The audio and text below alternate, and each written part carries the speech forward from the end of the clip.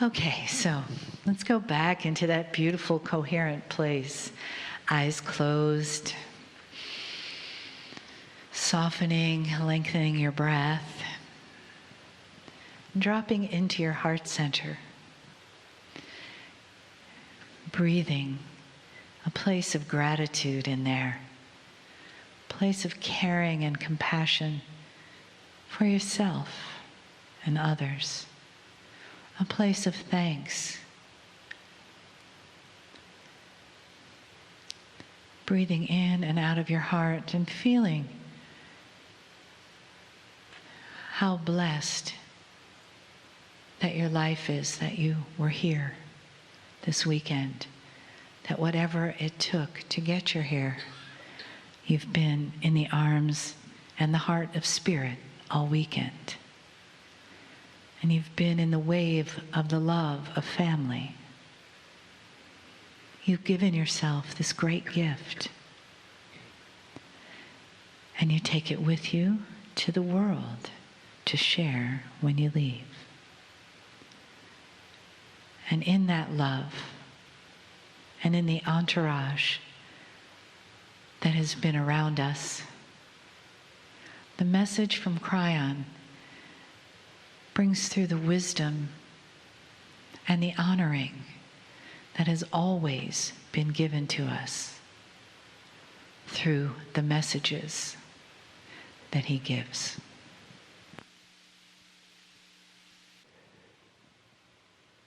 Greetings, dear ones. I'm Kryon of Magnetic Service.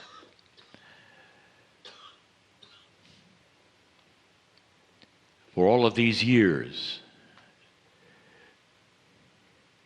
my partner, he steps aside, but he's there. It's a kind of channeling that's different. And what he has learned by not being away, by being with the channeling, is that it is filled with energy that he doesn't understand. He wrote about it in one of the chapters of one of the books. But what he wrote was, he doesn't understand. He feels it. Something in his brain knows better than to try to figure it out. Because suddenly he is exposed to energy that he was never told about. Energy that surpasses anything that he ever knew could be. Love that is so pure that it surpasses anything that he was ever told might exist. Light so bright it goes beyond the spectrum of his sight. And a pull to that light that he has to resist. And I give you this for one reason. I want to talk about the complexity of God. I want to talk about this because I want to give you some advice. Those who sit before me now have been through a day of teaching. Some have been through two. And there's been so much presented. But almost all of it is about energy. And the temptation of all of you is to say, in summary, what do I do when I leave the room? How is this going to play out in the future of all of the things that were presented? What would be the most important? And even then, when I leave the room, does it go with me? Do I remember it?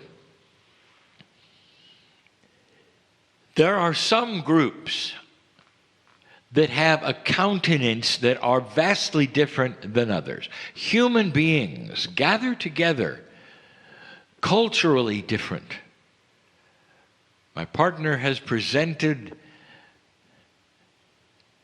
all over the earth and many languages. And yet there is a sameness. And it comes right down to this hour.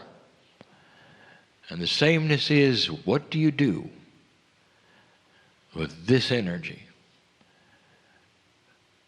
What do you make of it all? Some groups, they want more than others. This does. This is a unique group. They all are. But you, I know who sits in front of me. There's a tremendous amount of impatience here. Curiosity, still. Many unanswered questions, still. A sense of awe in some. If you wanted to learn about the human body and you knew nothing, and you were given the ability to talk to a medical professor for 15 minutes, what could he tell you?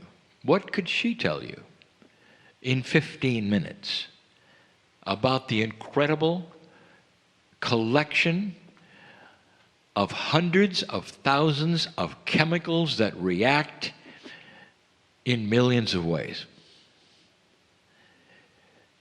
What they produce, how they produce it, what the result is? And the answer would be very little. 15 minutes. It is vastly complex, dear ones. And so even without knowing how the body works, you still stand up and walk, and you still eat. You still love. You still have conversations of complexity and all these things without knowing how anything works in the human body. Not really. All you have is that great measuring device that is yourself. And it tells you how you feel, but it doesn't tell you anything about how it works.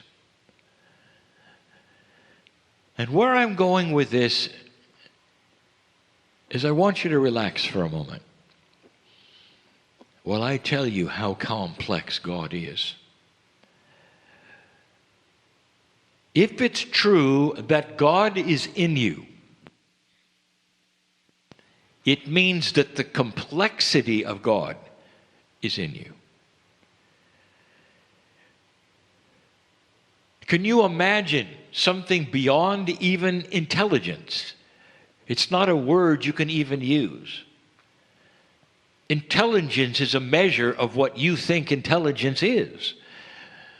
God is not intelligent. God is everything. God is. Beyond any measure that you could possibly understand, God is. The compassion and the love you would feel at the highest level in your life pales, falls on the floor compared to the love and compassion for you from God. If you started asking the questions, dear God, I'm interested in the Akash. How does it work? They give you 15 minutes. God would say, give me more time. You say, okay, I'll give you an hour. God would say, well, give me more time. And you say, okay, I'll give you a day. And this would go back and forth until finally you'd reached a decision that you will stay there and listen for a millennia. And maybe then you'd understand the energy of the Akash. complex beyond anything you can believe, is the record of who you've been and how it's transmitted from incarnation to incarnation. How it presents itself as energy in your DNA. How it's possible that it's not linear, and yet it's organized as energy. How it can be also related to lineage, how it can be related to karmic group, how it can be related to your planning session before you get here, and then some. How it could be related to who you're going to potentially meet and the organization of all of that. That's the Akash. The Akash contains that energy which is karmic potential. Explain that. But it's all energy, all of it. And the kind of organization that it might contain is not anything you've ever seen. Layers upon layers of interaction that change by the minute, depending upon the energy of other human beings around you. Explain to me the complexity of being in love, dear human. Every single one in the room has had that moment or moments in their life where they would be with another human and realize they're in love. And suddenly the chemistry of the body goes crazy. You don't think straight. You get a little nuts. Some call it the insanity of love. That's how it affects you.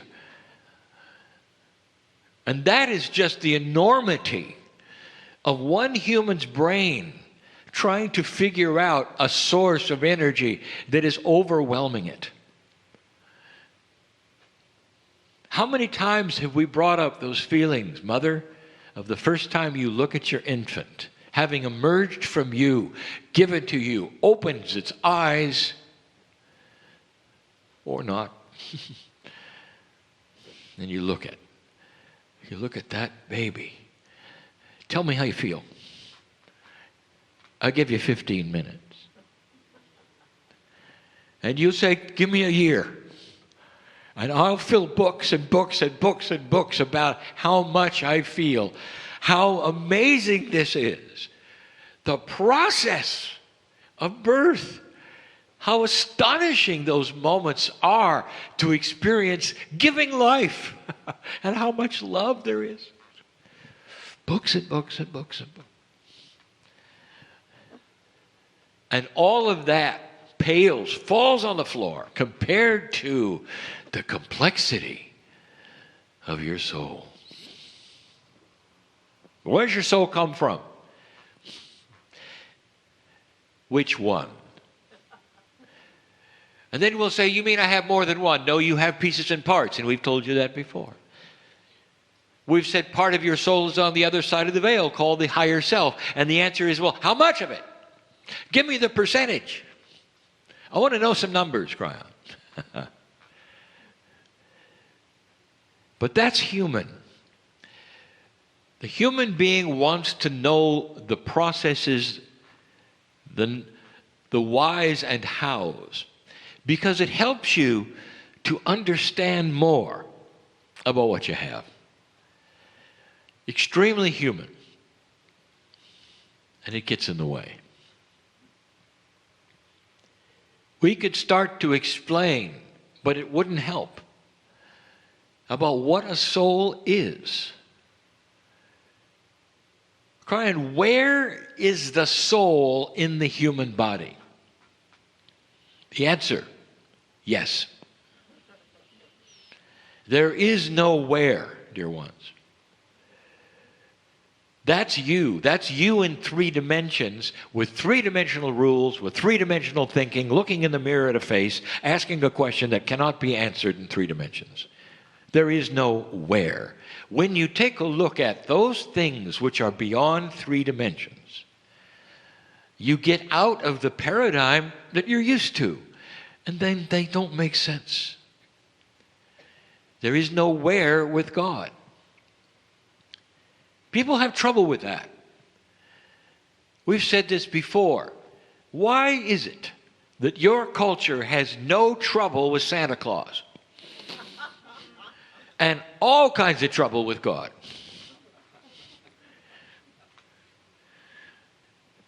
How can everyone pray at the same time and God hears every word? How is it possible for billions of people to have compassion and pray to God at the same time? How does it work? And the answer is yes. It works. So I'm going to give you some advice. And it goes like this. God loves you so much that you're taken care of. You don't know what you don't know, and you don't have to know. You're not capable of understanding how much love is there for you. But you can feel it. At some level, the love meter can peg itself on you. As you walk out the door and you answer, what am I going to do with this information? And here's the advice. Forget it. Because you walk out with that which perhaps you didn't walk in with. And that is a peace and a serenity of knowing you are loved, cared for, taken care of. And this is not a world where you're a victim, where your name is known. And as you walk forward, you will be given the tools for peace and healing. And all the things you're wondering about, how does it work? How does it work? How does it work? It works. That's all you have to know. Don't let that which is the details get in the way of the results.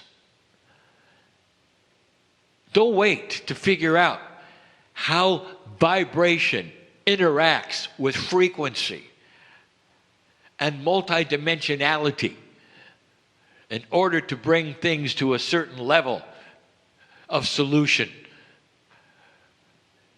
Because you won't get there.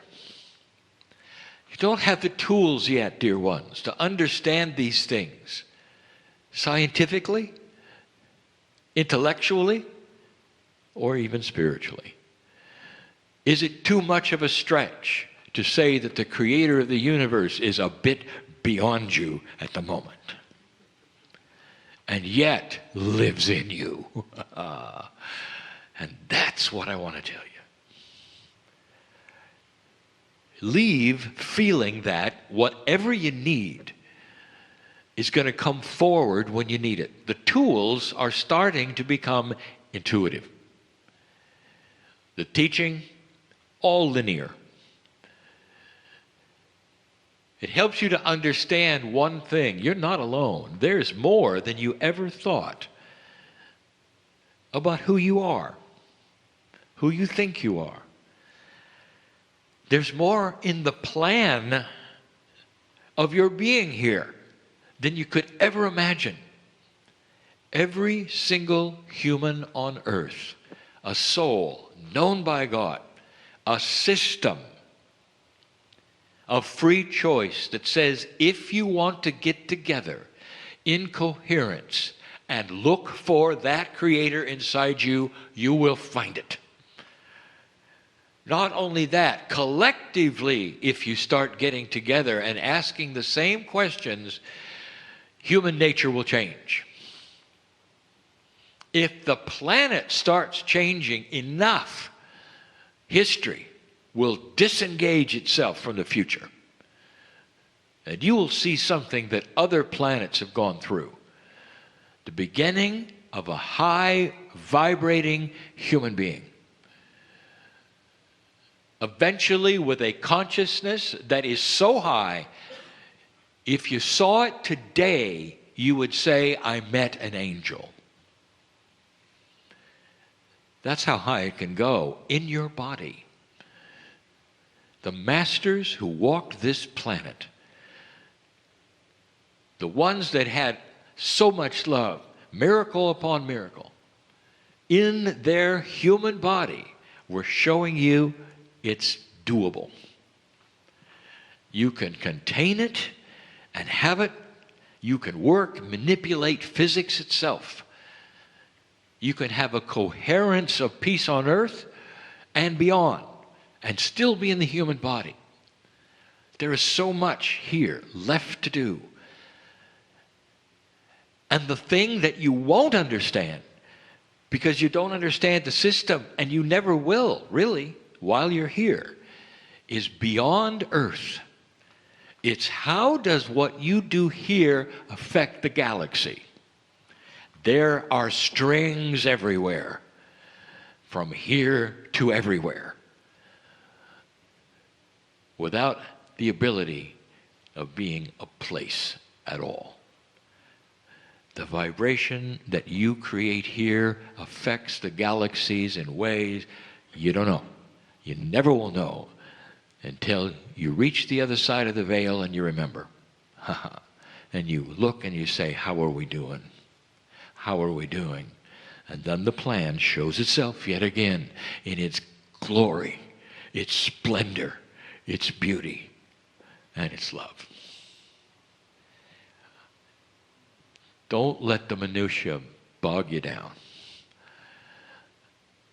I want you to surrender to the creative source enough to say, I don't understand it, but bring it on.